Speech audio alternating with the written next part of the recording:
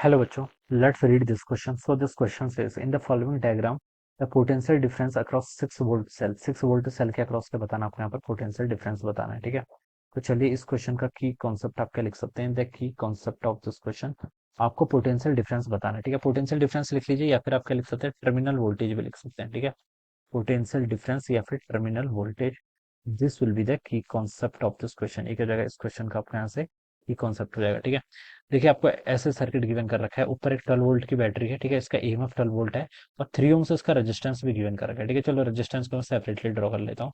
ये आपको 3 ओम्स का इसका रेजिस्टेंस है। ठीक है, नीचे आपकी जो बैटरी है 6 वोल्ट की बैटरी है और इसका इंटरनल रेजिस्टेंस 2 ओम्स के इक्वल है। ठीक है, ये आपको ऐसे गिवन कर रखा है, ये आपका कितना है 2 ओम्स। ठीक है, और यहाँ पर कितना 6 वोल्ट है। ठीक है, आपसे बोल रखा है potential difference across 6 volt battery, 6 volt battery के अक्रॉस पोटेंशियल डिफरेंस बताना है। ठीक है, इस पॉइंट को मान लीजिए मैंने ए बोल दिया, इस पॉइंट को बी बोल दिया, मुझे ए और बी के बीच में आपको पोटेंशियल डिफरेंस बताना है। ठीक है, अब बच्चों देखिए यहाँ पर क्या आपका करंट फ्लो करेगा। देखिए ऊपर आपकी 12 वोल्ट की बैटरी है, नीचे आपकी 6 वोल्ट की बैटरी है। ठीक है, दोनों की पोलरिटी देखिए अगर हम देखें। ठीक है, अगर मैं मान लीजिए इस पॉइंट पे 0 वोल्ट मान लेता हूँ। ठीक है, तो यहाँ पर से देखिए जैसे मैं इधर को आऊंगा। ठीक है, तो ये क्या है आपका इस डायरेक्शन में आ रहा हूँ, तो कितना हो रहा है पोटेंशियल का राइज हो रहा है, कितना 12 वोल्ट का।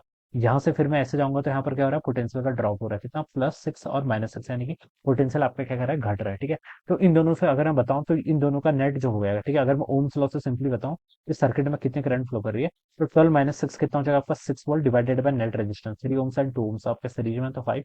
तो करंट बच्चों कितनी फ्लो कर रही है आपकी 1.2 एम्पीयर। ठीक है, ये आप ऐसे ही बता सकते हैं या फिर आप पूरा केवीएल लगा के कर लीजिए, बस इजी है तो मैंने इसको डायरेक्ट ऐसे लिख लिया, कितना 1.2 एम्पीयर की क्या कर रही है सर्किट में आपकी करंट फ्लो कर रही है। ठीक है, 1.2 एम्पीयर की। ठीक है, अब मुझे ए और बी पॉइंट के बीच में क्या बताना है बच्चों, यहाँ पर पोटेंशियल डिफरेंस बताना है। ठीक है, तो चलिए कैलकुलेट कर लेते हैं। इस पॉइंट पर पोटेंशियल कितना वी है, फिर मैं इससे इधर को जा रहा हूँ। ठीक है, करंट के डायरेक्शन में जा रहा हूँ। ठीक है, तो एक चीज और इसमें देखिए ध्यान देना है कि ये बैटरी का देखिए पॉजिटिव टर्मिनल ही है, इसमें करंट क्या पॉजिटिव टर्मिनल से अभी जा रही है। तो ये हम कह सकते हैं कि this battery is behaving like a source, ये सोर्स की तरह एक्ट कर रही है, क्योंकि ये सर्किट में करंट क्या कर रही है डिराइव करा रही है।